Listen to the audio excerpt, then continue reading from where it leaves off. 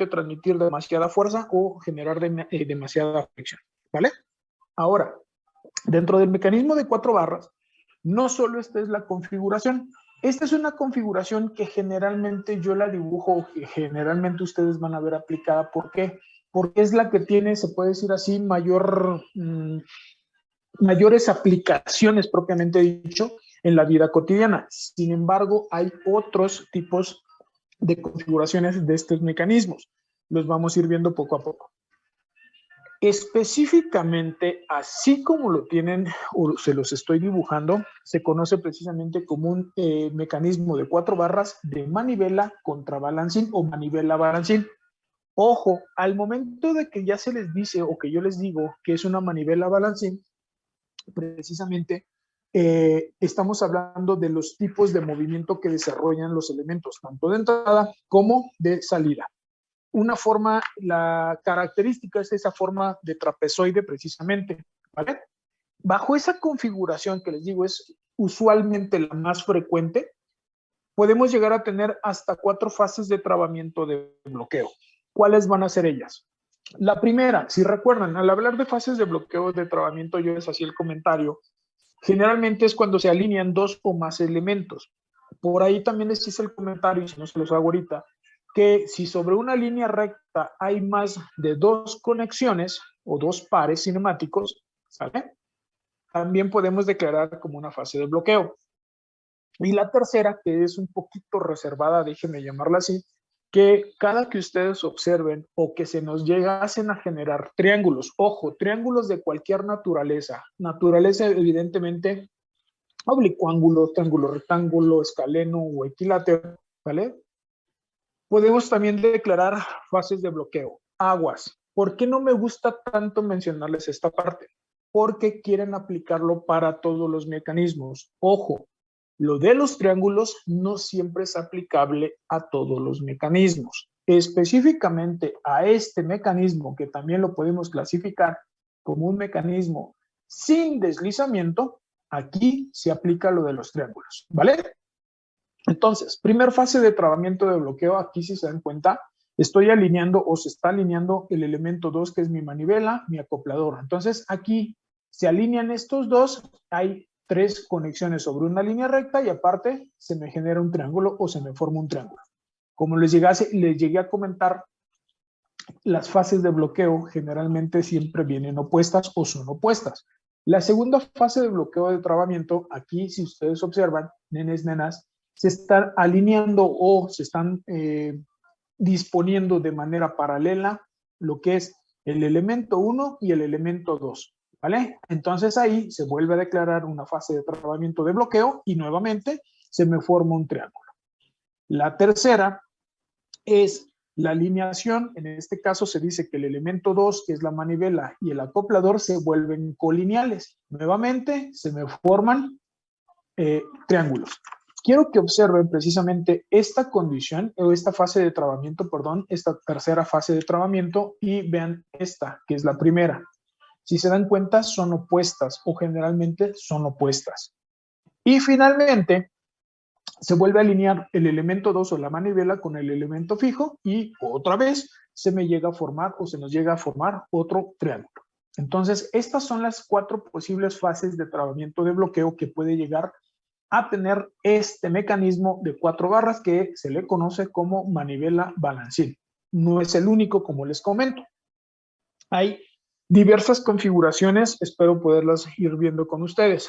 Otra de las casos, por ejemplo, chicos, chicas, ¿cuántas cuántas inversiones puede llegar a tener este mecanismo?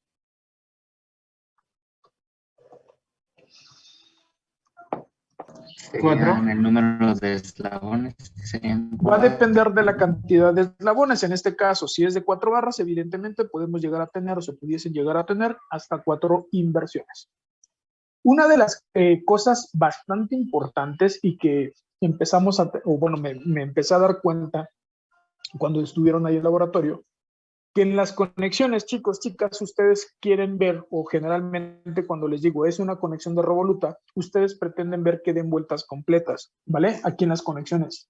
En la vida real, hagan de cuenta, es la unión de mis 2 dedos, ¿vale?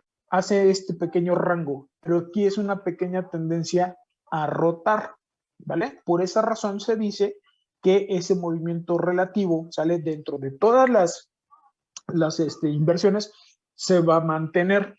Sin embargo, los movimientos absolutos evidentemente van a cambiar, ¿vale? Aguas con eso. 2. Esta es otra configuración del propio mecanismo de 4 barras. En este caso se le conoce como un mecanismo de 4 barras en paralelogramo. ¿Qué es lo que ocurre aquí? El elemento de entrada 2 y el elemento de salida 4 son paralelos.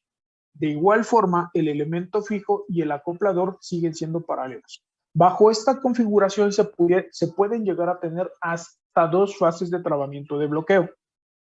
¿Por qué les digo esto? Porque si en este caso tenemos 2 fases de bloqueo, se pudiesen llegar a tener las 2 fases de bloqueo siempre y cuando el elemento 2 y el elemento 4 den vueltas completas. Si en dado caso no se diera en la situación de que dan vueltas completas, o no sucede el caso de que den vueltas completas, evidentemente nada más tendríamos una. ¿Por qué es importante este mecanismo? Porque en este caso el elemento 3 efectivamente no desarrolla movimiento plano general. En este caso el elemento 3 solo desarrolla movimiento de traslación curvilínea. ¿Sale? Denme un segundito. Denme un segundito. Vean, por aquí, bueno, me prestaron este mecanismo. Déjenme alejar un poco mi cámara, a ver si se alcanza a ver. En este caso, chicos, evidentemente, este es mi elemento de entrada, el de la izquierda. Vean, este es el fijo. Quiero que observen precisamente cómo se mueve el elemento 3. Bajo esta configuración, vean, ¿vale? Ocurre o se comportaría de esa forma. Sin embargo, como les comento, si es un doble manivela, como yo les comentaba, vean, en ese caso, es el equivalente, si recuerdan, por ahí creo que les hice, o se los comenté precisamente en la clase, es la representación en estos casos precisamente de lo que es en la transmisión de una bicicleta. Cuando es una transmisión por banda, una transmisión por cadena, podemos hacer la analogía utilizando lo que son mecanismos. ¿Sale? Entonces, en esos casos, como les comento, el elemento 3 no desarrolla movimiento plano general y nada más desarrolla traslación curvilínea. Y bueno, en este caso, espero que se logre ver, es que sí está un poquito grande el mecanismo. En este caso, si se dan cuenta, esa sería una fase de bloqueo de trabamiento y la otra, evidentemente, es opuesta. Estaría de este, ¿vale? Esas son las 2 fases de bloqueo que se pudiesen presentar bajo esta configuración. ¿Alguna duda, pregunta hasta ahí? Profe, Mande. Para distinguir la traslación curvilínea y la rectilínea, ¿tiene que ver con los vectores? O bueno, es que se me complica un poco el identificar cuándo es curvilínea y rectilínea. Bueno, en ese caso dependes de una. Puedes utilizar los vectores, pero específicamente de las trayectorias. ¿Por qué te digo esto? Dame un segundo. Porque en este caso, por ejemplo, digo, este lo vamos a ver seguramente en la siguiente unidad, que es acerca de lo que es posición. No pasa nada, nada más dame un segundito. Por ejemplo, suponiendo que está bien dibujado esta parte, o lo que estoy haciendo ahorita, digo, lo estoy dibujando a mano alzada. En este caso, una de las claves, se puede decir así, es este movimiento de entrada. Este movimiento de entrada implica que yo trace aquí un vector de velocidad perpendicular al elemento rojo. Y si yo aquí observo que este vector y este vector llevan la misma dirección, eso me está indicando que es un movimiento de traslación. ¿Vale? 1. 2. Hay otra parte, por ahí les había comentado, acerca de los centros instantáneos de rotación. En este caso, por ejemplo, digo, sin seguir una teoría, como les llegué a comentar, como nos enseñan en dinámica, en este caso, por ejemplo, si yo trazo las mentadas líneas perpendiculares a mis vectorcitos de velocidad, observo qué cosa, que estas dos líneas se vuelven dos líneas rectas y paralelas. Por lo tanto, aquí se especifica de esta forma, ¿vale? Que el CIR está en el infinito, en ambos casos, ¿vale? Entonces, de estas dos formas se puede decir así, te puedes dar cuenta, te puedes percatar. En el caso de una traslación rectilínea, ¿qué es lo que ocurre? Estos vectores tienen que precisamente describir una línea recta. Esa es la pequeña diferencia. Aparte, por ejemplo, regreso a mi mecanismo, nada más dame un segundito. Denme un segundito.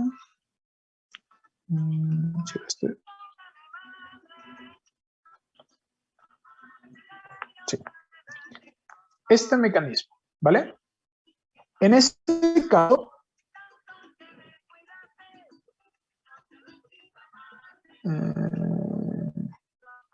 como les comento, vamos a suponer, déjenme alejar un poco mi cámara, ahí.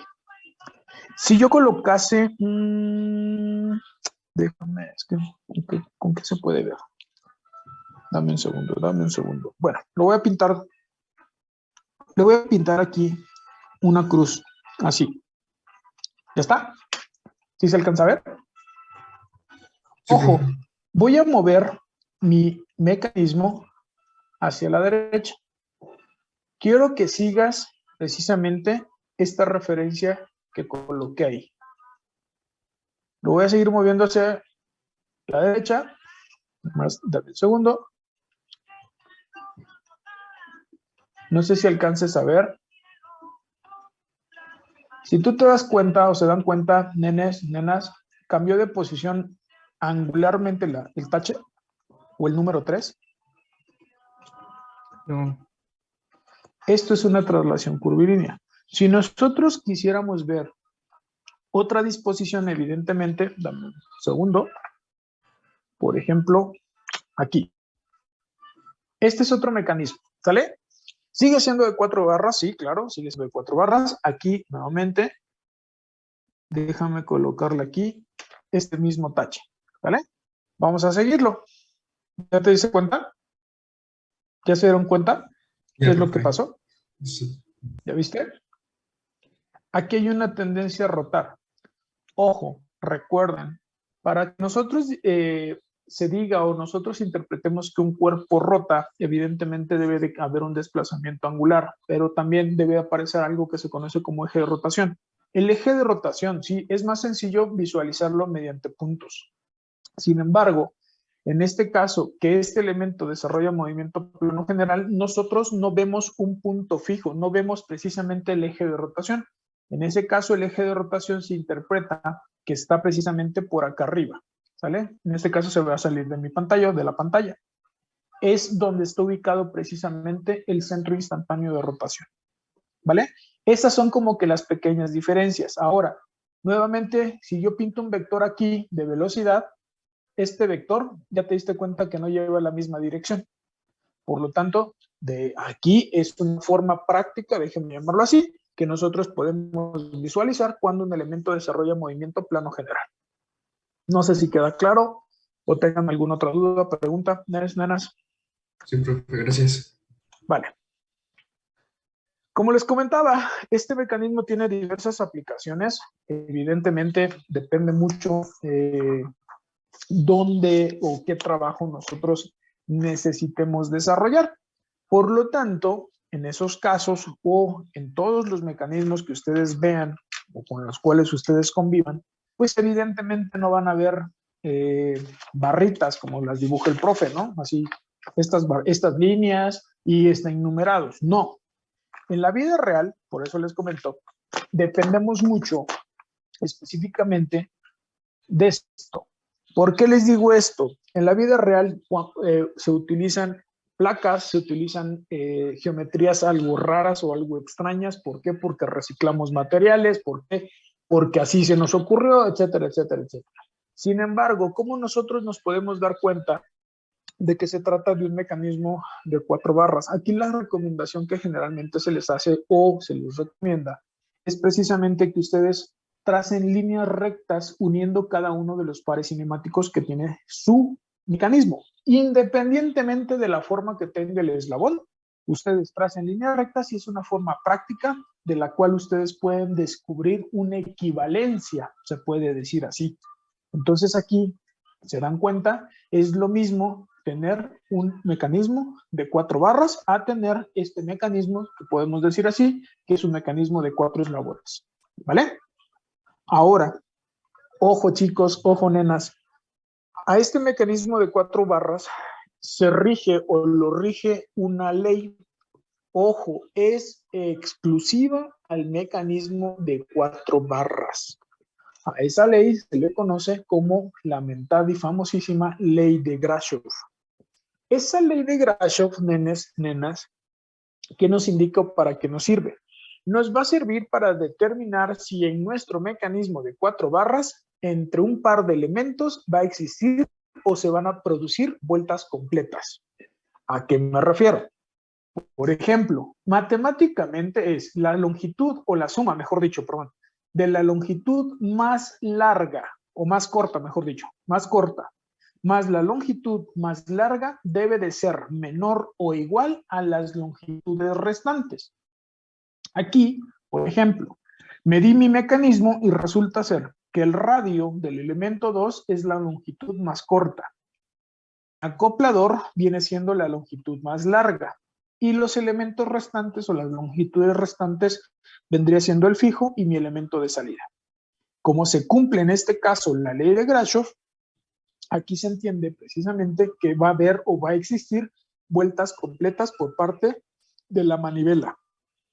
Un tip, un consejo o como le quieran llamar, generalmente el elemento más corto siempre va a ser el que desarrolle vueltas completas. Si el elemento más corto está acoplado al fijo, evidentemente es más fácil que nosotros lo visualicemos. Sin embargo, hay casos en los cuales el elemento fijo es paralelo o está opuesto al fijo. Por lo tanto, el elemento más pequeño sigue desarrollando movimiento de rotación. ¿Vale? ¿Cómo vamos a observar esto o cómo vemos esta parte? Aquí generalmente se les recomienda, nenas, déjenme otra vez utilizar mi mecanismo este. Es un mecanismo de 4 eslabones, exactamente, de 4 barras, perdón. Pero específicamente, aquí voy a depender de la sumatoria de las longitudes de los elementos. Ojo, generalmente siempre se les dice, nenes, eviten la igualdad. ¿A qué me refiero con que eviten la igualdad? Acuérdense, la longitud más corta más la longitud más larga debe de ser menor que las longitudes restantes. Ya no debe ser menor o igual, no. Simplemente vamos a trabajarla como menor. ¿Por qué? En este caso, chicos, chicas, se cumple la igualdad. Por favor, denme un voto de confianza. Créanme lo que les voy a decir. Esto, si yo lo muevo hacia la derecha, ¿sale? Vean. Sí, tengo una manivela y un balancín. Pero aquí se interpreta, ¿sale? Déjenme retirar un poquito más mi cámara. Denme un segundo. Bueno, ya está todo. Sigo desarrollando este movimiento de rotación, ¿sale? Se sigue comportando de esa manera. Pero vean qué pasó aquí. Dense cuenta que mi elemento número 3 ya cambió de posición. No sé si se logró ver. Ahí ya regresó. Vean. Sigo moviendo el elemento 2 en sentido horario. ¿Sale? Perdón si los estoy moviendo mucho, pero esto es importante. Ahí volvió a cambiar. Por esa razón no se recomienda que se cumpla la igualdad, chicos, chicas. Si se dan cuenta, el elemento 3 hace lo que quiere. Literal y vulgarmente se dice que el elemento 3 brinca. ¿Por qué se dice que brinca? Porque originalmente, como se los coloqué al principio, nenes, nenas, el elemento 3 estaba en esta posición.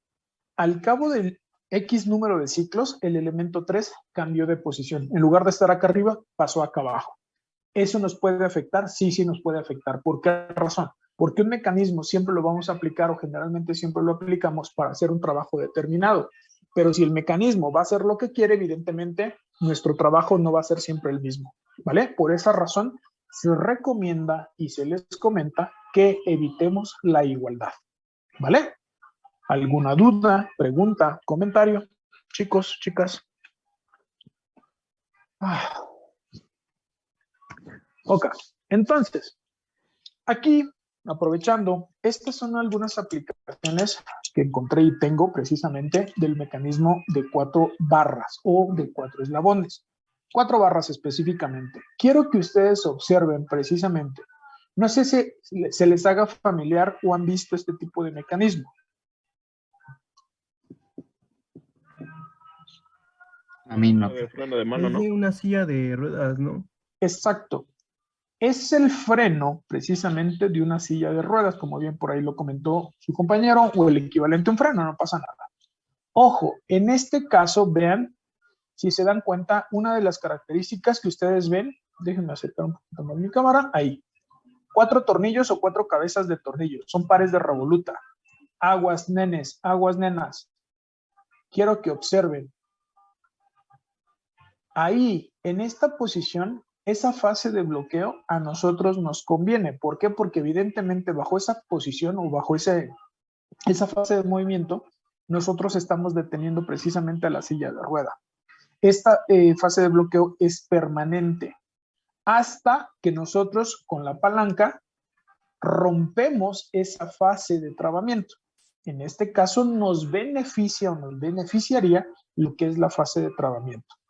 Aquí, de igual forma, quiero que vean la geometría precisamente de los cuerpos. Vean, ¿vale? Esta tiene forma de L precisamente para que esta patita de la L detenga lo que es la llanta.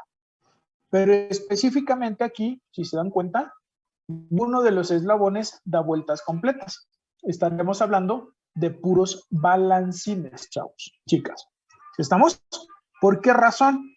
Porque precisamente no me conviene o no es necesario que los elementos den vueltas completas. Esta es una aplicación de un mecanismo de 4 barras. La siguiente, ya se las había enseñado, ¿vale? Es en las pinzas de presión. En las pinzas de presión, aquí, aguas, ¿dónde es el movimiento de entrada? Nenes, nenas.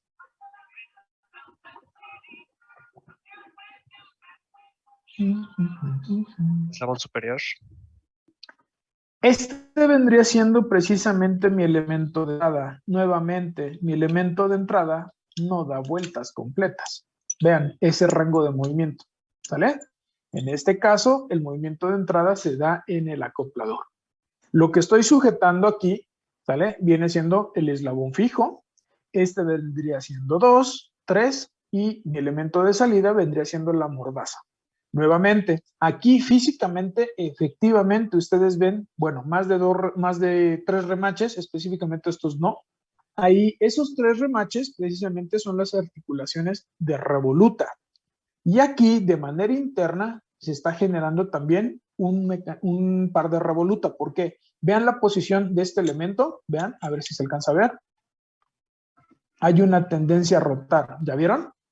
Y en este caso, nuevamente, esta fase de trabamiento de bloqueo nos beneficia. ¿Por qué? Porque bajo esta fase de bloqueo de trabamiento se nos permite precisamente sujetar la pieza.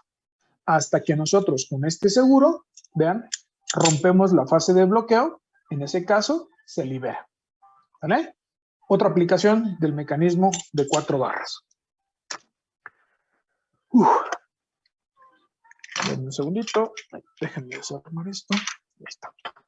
Si en casa, por ejemplo, no sé si tengan uno de estos, que es un exprimidor de naranjas o de limones, según sea el caso, nuevamente es un mecanismo de 4 barras o de 4 eslabones, 4 barras específicamente. Nada más que aquí prácticamente no visualizamos las barras como tal. La geometría de los eslabones, como les comentaba, es diversa. Esta como media luna, se puede decir así, viene siendo nuestro eslabón fijo, ¿sale? Aquí yo lo puedo representar o puedo hacer la equivalencia trazando una línea entre estos dos pernitos que son pares de revoluta. Aquí el eslabón de entrada no es una manivela. ¿Por qué? Porque no me conviene precisamente desarrollar un movimiento de rotación. En este caso, mi elemento de entrada viene siendo un balancín. El acoplador es este pequeño elemento, ¿vale? Que está conectando mi elemento de entrada con un balancín también a la salida. En este caso podemos decir que es un mecanismo de 4 barras de doble balancín. Entonces, aquí en esa posición, si se dan cuenta, está casi a punto de ocurrir una fase de trabamiento y o de bloqueo. Evidentemente, esta fase de trabamiento de bloqueo implica hasta que yo la rompa y vuelva a suministrar el movimiento nada más en sentido contrario. ¿Sale? Esta es otra aplicación del mecanismo de 4 barras. Profe, Mande. me surgió una pregunta. Bueno, ahorita Dime. que dijo que se formaba casi una fase de trabamiento, o sea, ¿por qué es casi y no una fase? Porque si tú te das cuenta, nena, o bueno, se dan cuenta, nenes, no se logran alinear. ¿Ya viste? No se logra. Quedan aparentemente, es un rango muy pequeñito. Traza, vaya, esta línea, ¿sale? Esta pequeña línea, no se logra alinear totalmente con esta otra. Hay una pequeña separación, déjame llamarle, o posiblemente de 1 o 2 grados. Por eso, generalmente siempre les digo casi. Pero ese casi, como tú bien lo marcas, por el movimiento del balancín, aquí si te das cuenta, el balancín ya no lo puedo seguir moviendo más hacia la izquierda, ya no lo puedo bajar. También aquí se le conoce como una posición extrema. Aquí no logran, o bueno, al menos digo, yo logro ver una pequeña separación. Generalmente las fases de bloqueo o quedan encimadas los eslabones o quedan alineados. ¿Sí me explico? Aquí es mínimo, se puede decir así, lo que le falta para poderse alinear. Por eso me refiero con que casi. Es que ya me metí en problemas por decir que se forma una fase de bloqueo, porque alguien, no sé si fue por la posición en la que lo puse, no sé, la neta, pero le tomó una foto, trazó las líneas y me dijo, oye, es que ¿cómo puedes decir que es una fase de bloqueo si no están totalmente alineados? Entonces, por eso, para evitar ese tipo de situaciones, por eso les digo casi. Si logran ver que se alinean, quedan encimados o colineales, que también es el nombre correcto, es una fase de bloqueo, no pasa nada, ¿vale? Sí, profe, gracias. ¿Alguna otra duda, nenes, nenas? Vale, entonces, ahora, vean lo que yo les llegaba a comentar. Este mecanismo, que es el mecanismo de 4 barras, ¿sale? En paralelogramo, ¿cierto? Elemento fijo, este es el broche que trae en algunos folders, es elemento fijo, elemento 2, acoplador 3 y mi elemento de salida, ¿vale? Ahí ustedes posiblemente me digan, oye, ¿de cuál fumaste? Porque aquí yo veo una quinta barra. Efectivamente, esto es un resorte. Ese resorte precisamente nos permite, vean cómo queda, ahí es una fase de trabamiento y o de bloqueo, se están alineando todos.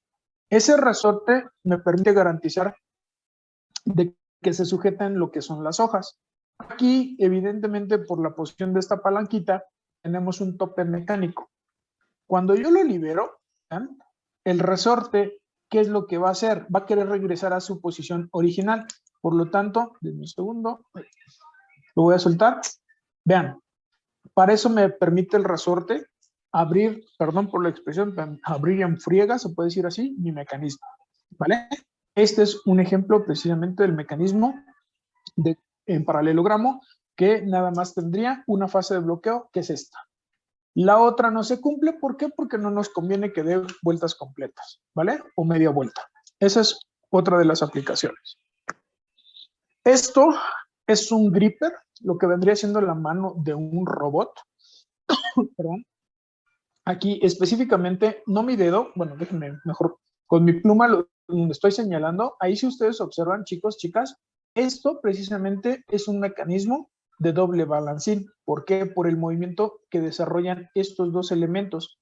El acoplador, vean, es este pedacito, pero tiene esta forma, es una placa, ¿vale? La separación precisamente del apoyo fijo, que es esta. Entonces, quiero que observen precisamente el rango de movimiento. Denme un segundo. Ay. Esto de grabar y mover ya está medio difícil. Entonces, quiero que observen ese movimiento. ¿Ya verán? En ese caso, ambos son balancines. Esto también lo podemos interpretar, si recuerdan, les comentaba acerca de los mecanismos múltiples. Es el mismo mecanismo reproducido varias veces. Este también es un ejemplo de lo que es mecanismo múltiple que les explicaba hace unos días, ¿vale? Mecanismos de 4 barras. No sé si llegaron a ver este tipo de juguetes, los vendían ahí en la calle. Esto también es un mecanismo múltiple, ¿sale? Vean. Pero específicamente quiero que observen aquí. Ustedes ven 4 pernitos. Esos 4 pernitos, estos vean, bajo esa configuración, ahí nuevamente, nena, y para ahí va tu comentario también, si te das cuenta no se logran alinear completamente, por eso también ahí me refiero con que casi se llega a dar una fase de trabamiento o de bloqueo. Esa es un mecanismo de 4 barras. Si yo invierto el movimiento, ¿ve? Ahí, si se dan cuenta, también de igual forma no logran alinearse todos los elementos. Casi precisamente están por entrar a fases de bloqueo o trabamiento. ¿Vale? Otra aplicación del mecanismo de 4 barras. Y finalmente, este es un juguete, ¿sale? Que está alimentado precisamente, las patas de este bicho, precisamente utilizan un mecanismo de 4 barras, nuevamente de doble balancín.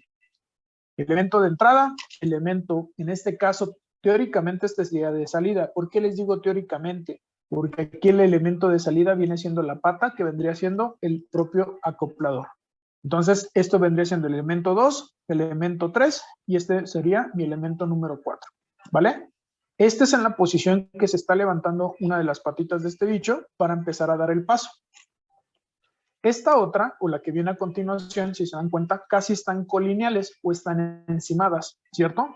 ¿Por qué les digo que casi? Porque estas patas en particular estarían pegadas al piso para darle precisamente el soporte a lo que es el bicho. Vean, voy a mover un poco la cámara para que lo observen.